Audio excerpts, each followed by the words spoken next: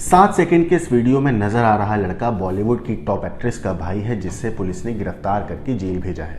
इसके पास से भारी मात्रा में ड्रग्स बरामद हुआ है, जिसे ये हैदराबाद में बेचने की फिराक में था। लेकिन पुलिस ने इसका भांडा फोड़ दिया और इसे रंगे हाथ धर दबोचा। मगर आखिर कौन है एक्ट्रेस जिसके भाई के कारनामों ने पुलिस के होश उड़ा दिए हैं, और कोकीन मामले में इसके गैंग के लोगों के साथ इसे पुलिस ने पकड़ा है। आपकी स्क्रीन पर नजर आ रहे इस चेहरे को तो आप पहचानते ही होंगे। बॉलीवुड की फेमस एक्ट्रेस हैं, नाम है इनका रकुलप्रीत सिंह। बॉलीवुड के साथ साथ साउथ की भी कई फिल्मों में अपने नाम का इन्होंने डंका बजाया है, लेकिन अब ये अपने भाई की करतूतों की वजह से सुर्खियों में है। हालांकि आज हम बात करेंगे सिर्फ इनके भाई के बारे में। इनके भाई को पुलिस ने क्यों पकड़ा, कैसे पकड़ा, एक्ट्रेस के भाई के बारे में आपको बताने वाले हैं सारी चीज़। किस तरीके से ड्रग्स का पूरा कारोबार के ऊपर अपडेट्स आई हैं, कैसे वो पुलिस इनके भाई तक पहुंची। लेकिन पूरा मामला शुरू होता है 15 जुलाई को, जब हैदराबाद पुलिस ने अमनप्रीत सिंह को गिरफ्तार किया। दरअसल 15 जुलाई को हैदराबाद पुलिस को अमनप्रीत का उसके गैंग के लोगों के साथ ड्रग्स सप्लाई करने की जानकारी मिली। पुलिस ने जाल बिछाया और भारी मात्रा में कोकीन के साथ अमनप्रीत समेत 5 लोगों को गिरफ्तार कर लिया। इनमें नाइजीरिया का एक आदमी और एक औरत भी शामिल है। जांच के दौरान तेलंगाना एंटी नारकोटिक्स डिपार्टमेंट ने इनके पास से हैदराबाद में बेचे जाने के लिए तकरीबन 199 ग्राम कोकीन बरामद की। वैसे इस बीच एक वीडियो भी सामने आया जिसमें एक्ट्रेस रकुलप्रीत सिंह और उनका भाई अमनप्रीत सिंह दोनों साथ में हैं। दोनों सवालों का रैपिड फायर राउंड खेल रहे हैं। दोनों की आंखें बंद हैं। होस्ट पूछते हैं कि आप दोनों में से पहले कौन अरेस्ट होगा, तो रकुलप्रीत अपने भाई की तरफ इशारा करती है। अमनप्रीत भी हाथ उठाकर ये बात मान लेता है। 4 साल पहले इस वीडियो में अनजाने में कही गई बात 15 जुलाई को सच साबित हो गई, जब तेलंगाना एंटी नारकोटिक्स ब्यूरो और हैदराबाद की नर्सिंग पुलिस ने अमनप्रीत को ड्रग्स के साथ अरेस्ट कर लिया और उसके साथ 5 और लोग थे जिन्हें अरेस्ट किया गया। अमनप्रीत के साथ जिन लोगों को अरेस्ट किया उसमें अनिकेत, रेड्डी प्रसाद, मधुसूदन और निखिल दमन पकड़े गए हैं। ये सभी कारोबारी हैं। इनके पास से करीब 200 ग्राम कोकीन मिली है। इसकी कीमत करीब 35 लाख रुपए बताई जा रही है। ड्रग सिंडिकेट का कनेक्शन नाइजीरिया से जुड़ा है। रैकेट का सरगना डिवाइन एबुको अभी फरार है, लेकिन पुलिस ने उसके जो राइट हैंड है ओनुहा ब्लेसिंग को अरेस्ट कर लिया है। ओनुहा पेशे से हेयर स्टाइलिस्ट है और बेंगलुरु में काम करती है। पुलिस के मुताबिक एनुहा दिल्ली और गोवा से ड्रग्स लाती थी।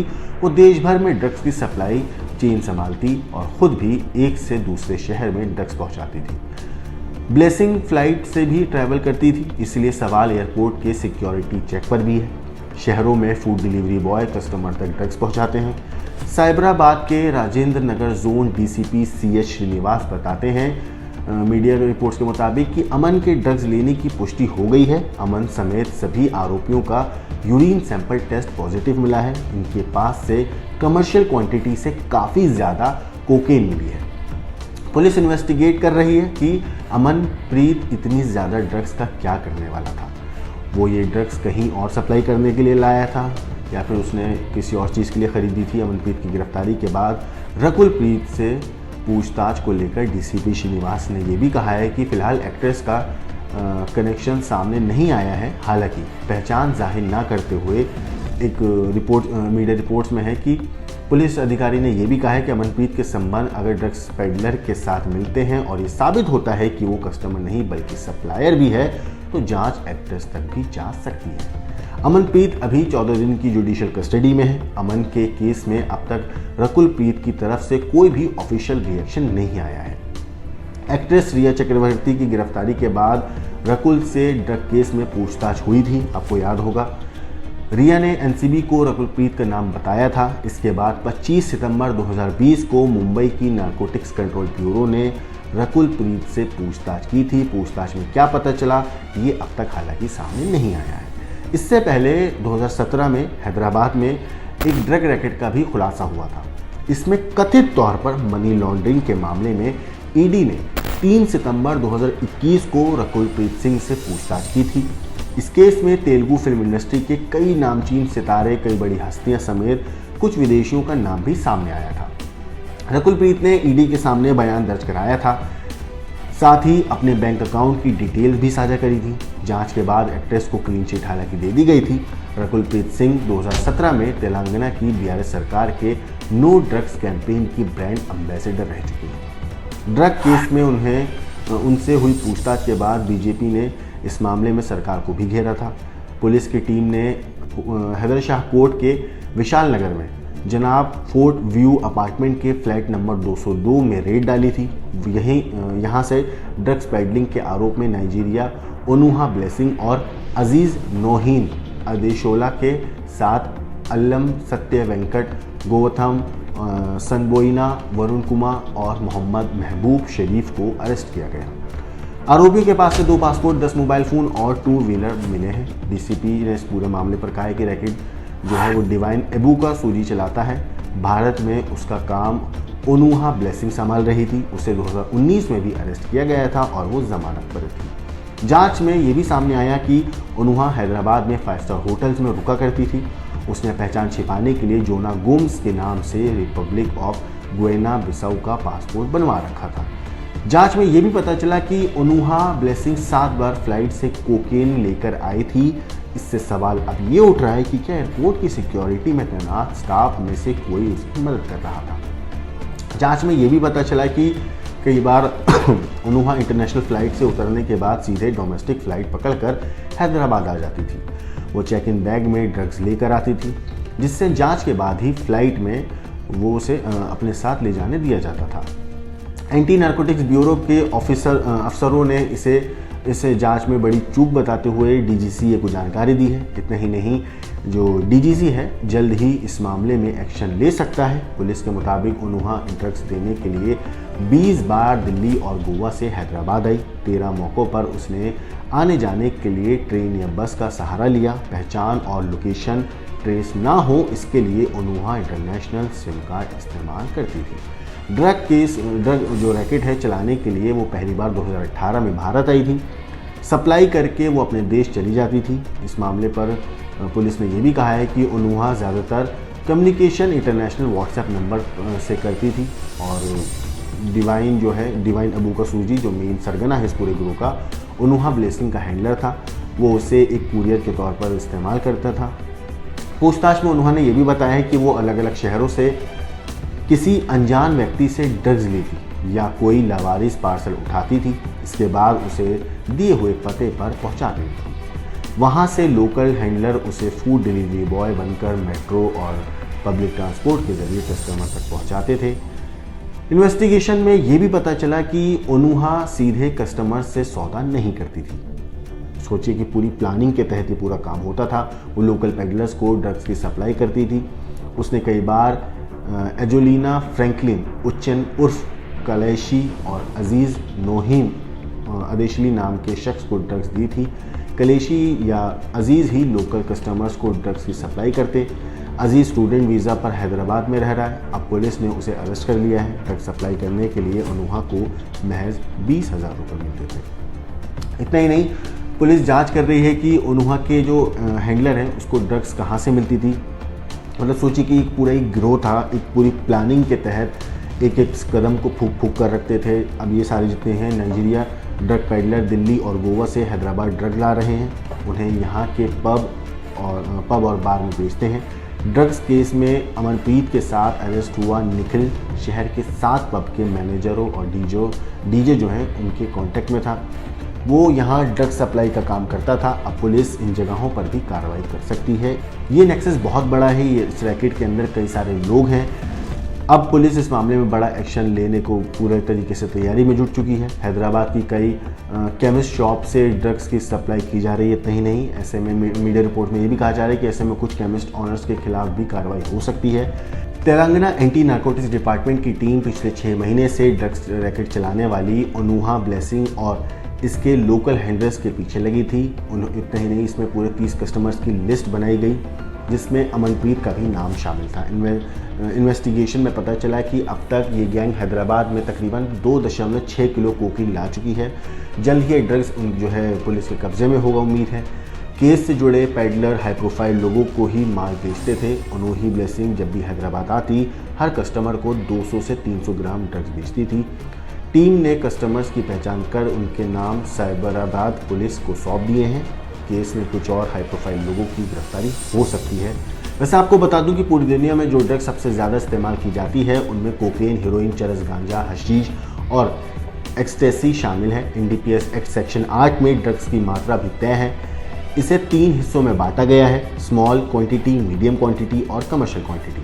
इसी क्वांटिटी के हिसाब से धारा और सजाएं तय होती हैं। मसलन कोकीन की स्मॉल क्वांटिटी 2 ग्राम से कम है, जबकि कमर्शियल क्वांटिटी 100 ग्राम से ज़्यादा है। मीडियम क्वांटिटी 200 से 100 ग्राम के बीच में मानी जाती है।